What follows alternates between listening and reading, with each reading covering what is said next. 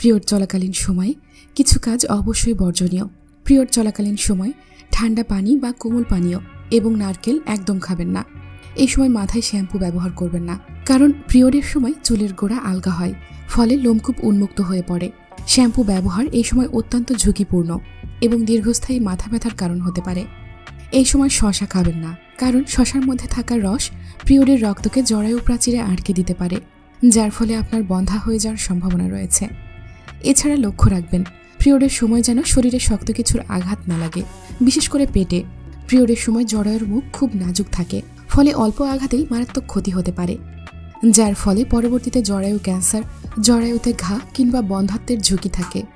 গবেষণায় দেখা গিয়েছে পিরিয়ড চলাকালীন সময়ে ঠান্ডা পানি পান করার ফলে পিরিয়ডের রক্ত বের না হয়ে জরায়ুর প্রাচীরে জমাট বাঁধতে পারে, যা পরবর্তী 5 থেকে 10 বছরের মধ্যে জরায়ু টিউমার বা ক্যান্সারের আকার ধারণ করে। তো ভিউয়ার্স, এই ছিল আমাদের আজকের ভিডিও। এই তথ্যটুকু আমাদের স্ত্রী, মা, বোন, কন্যা সকলের কাছে পৌঁছে দিতে হবে। সচেতন হন, সুন্দর জীবন গড়ুন। ধন্যবাদ।